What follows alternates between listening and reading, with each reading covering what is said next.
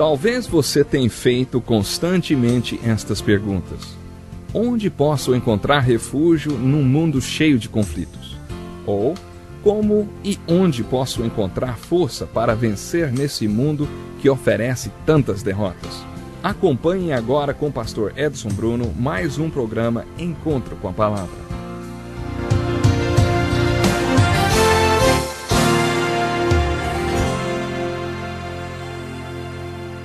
Bem-vindo a mais um programa Encontro com a Palavra. É um privilégio estudarmos juntos a Palavra de Deus.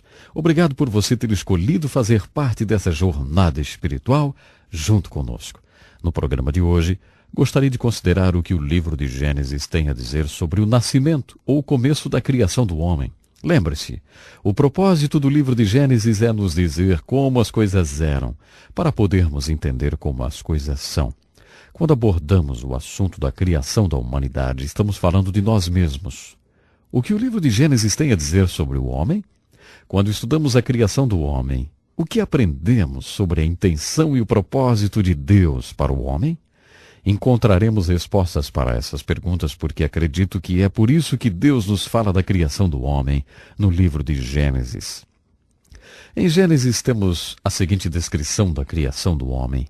E disse Deus: façamos o homem à nossa imagem, conforme a nossa semelhança, e domine sobre os peixes do mar e sobre as aves dos céus. Então Deus criou o homem à sua imagem e semelhança, a imagem de Deus o homem foi criado. Macho e fêmea ele os criou, e Deus os abençoou e disse para eles: sede fecundos, multiplicai-vos e povoai a terra. No segundo capítulo de Gênesis temos mais algumas palavras sobre a criação do homem. No verso 18 de Gênesis capítulo 2 está escrito: não é bom que o homem esteja só. Far-lhe-ei uma ajudadora idônea para ele. Então o Senhor Deus fez cair um sono pesado sobre Adão e este adormeceu. E tomou uma das suas costelas e cerrou a carne em seu lugar. E a da costela que o Senhor Deus tomou do homem formou uma mulher e trouxe-a a Adão. Portanto deixará o homem o seu pai e a sua mãe, e apegar-se-á à sua mulher, e serão ambos uma carne. Essa descrição do nascimento do homem, ou o começo do homem, nos fala da criação do homem como ele era, para que possamos entender o homem como ele é. Fala de nós como nós éramos, para que possamos nos entender como nós somos. Quando lemos a descrição da criação do homem, a primeira coisa que impressiona é o fato de que o homem foi criado à imagem de Deus. O que isso significa? Deus é um espírito. Deus não tem um corpo, então isso provavelmente não se refere ao corpo humano. Então, a que isso se refere? Quando diz ali que Deus criou o homem à sua imagem e semelhança, quer dizer que Deus deu ao homem a capacidade de ser espiritual. Mas não é essa aparência física que foi feita à imagem de Deus, e sim a capacidade de sermos espirituais. É isso que faz de nós a imagem e a semelhança de Deus.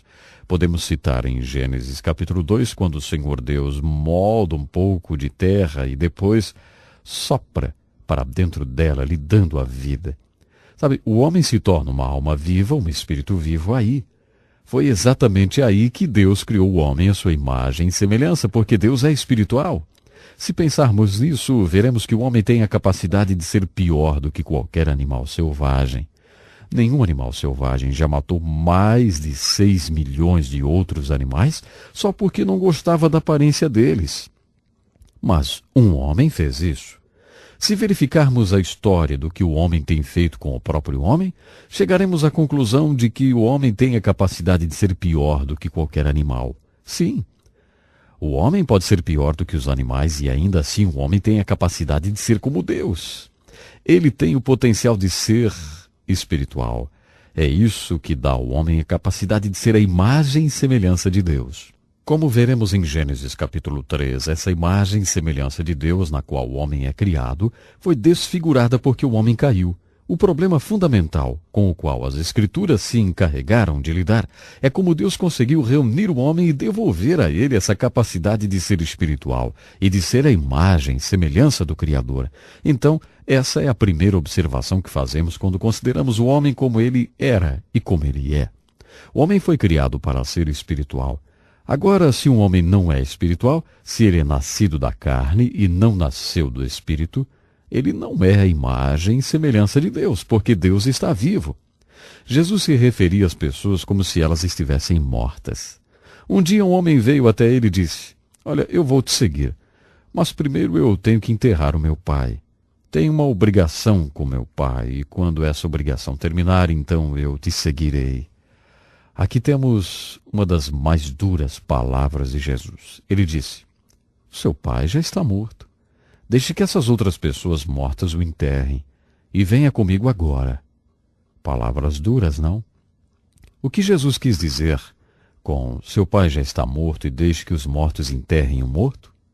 Ele quis dizer que o fato de você estar fisicamente vivo não significa que tenha vida, não a vida que Deus planejou para o homem. De acordo com as Escrituras, quando nascemos fisicamente, não somos a imagem e semelhança de Deus. Recuperamos essa imagem e semelhança quando nascemos de novo. É por isso que temos que nascer de novo. É por isso que precisamos desse ato da criação em nossos corações. Outra observação que podemos fazer sobre a criação do homem é ele os criando macho e fêmea. Por que Deus criou o homem e a mulher? Esse foi o primeiro exemplo de cirurgia com anestesia. Deus foi o primeiro anestesista. Ele fez com que Adão caísse num sono profundo e então retirou uma de suas costelas, que foi usada para criar a mulher. Eu acredito que isso é um belo simbolismo. Os velhos estudiosos certamente vão dizer que Deus não tirou a mulher da cabeça do homem, o que poderia simbolizar que a mulher iria mandar no homem, ou que Deus não tirou a mulher dos pés do homem, simbolizando que ela devesse servir a ele. Deus tirou a mulher de um dos lados do homem. Afinal de contas, o que está mais próximo do coração do homem do que suas costelas? Deus queria que a mulher ficasse do lado do homem, perto do coração. Esse é um belo simbolismo. Por que Deus criou a mulher? Está escrito que quando Deus criou o homem estava incompleto. Mesmo sendo a imagem de Deus, Deus disse: "Não é bom para o homem estar incompleto. Vou criar uma ajudadora", que significa alguém que completaria. Então, Deus fez a mulher para completar o homem. Homem e mulher unidos em uma só carne são um ser completo. É isso que a gramática hebraica sugere. Deus criou o homem macho e fêmea. Por quê? Muita gente acha que no Jardim do Éden eles cometeram algum tipo de pecado sexual. Isso é ridículo. Deus os fez sexuais antes deles caírem em pecado e disse: "Isso é muito bom." Sobre as coisas que criou, Deus disse: "bom." Mas quando ele criou a união sexual, ele disse: "muito bom." Isso foi antes da queda do homem. Não foi o sexo que derrubou a família humana. Por que Deus os fez sexuais? Porque quando Deus uniu o homem à mulher, ele instituiu uma lei da vida, que é uma das mais básicas leis da vida que nós temos. Ele trouxe à existência a instituição mais importante que temos na Terra hoje. Nós a chamamos de família, ou o lar. Era o plano de Deus quando ele os criou macho e fêmea, unir duas pessoas e torná-las parceiras, para que pudessem se tornar pais. E então, como pais, eles poderiam produzir pessoas que um dia também se tornariam parceiros e pais, e produziriam pessoas que se tornariam parceiros e pais. Essa é uma grande lei da vida, que deu início e que norteia e sustenta toda a família humana. Para que essa lei da vida funcione, Deus precisa ter dois pais adequados. Para ter dois pais adequados, esses pais devem ter uma parceria adequada. Para ter uma parceria adequada, é preciso ter duas pessoas adequadas. É assim que isso deve funcionar.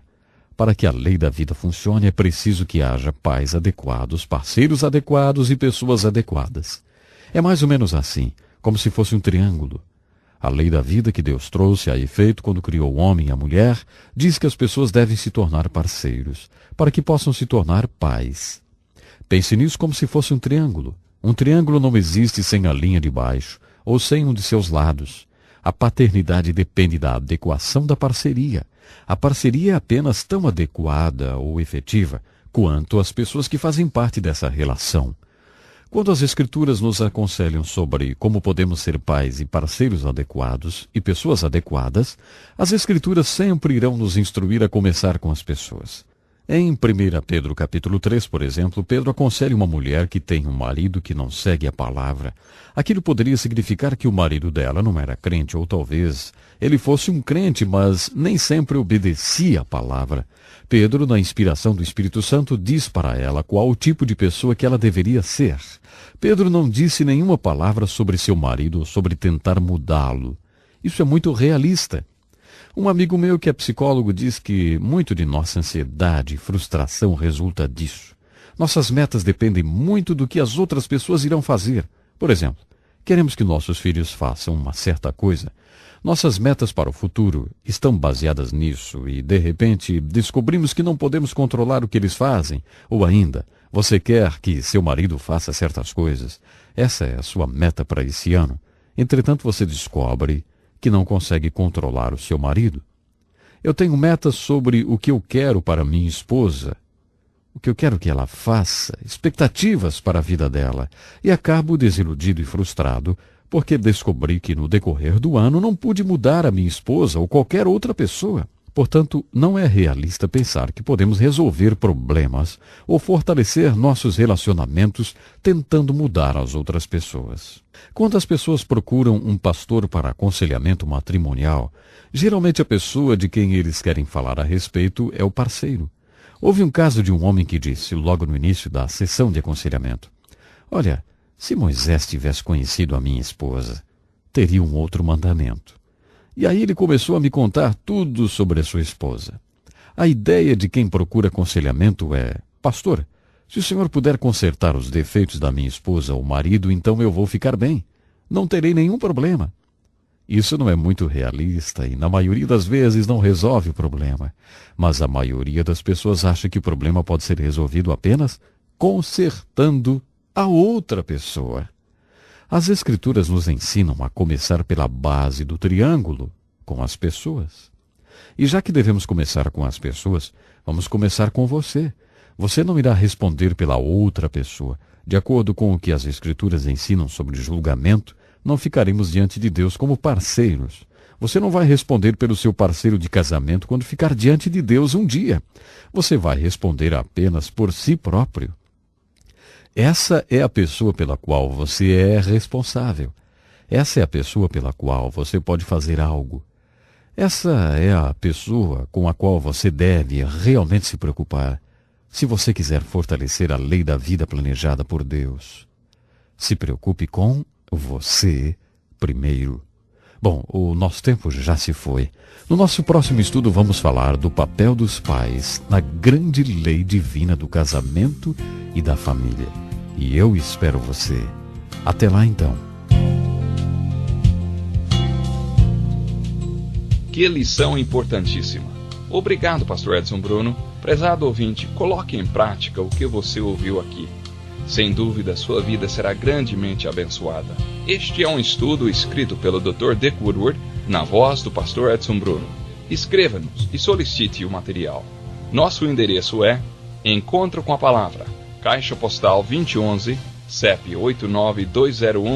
89201-970, Joinville, Santa Catarina. Até o nosso próximo Encontro com a Palavra.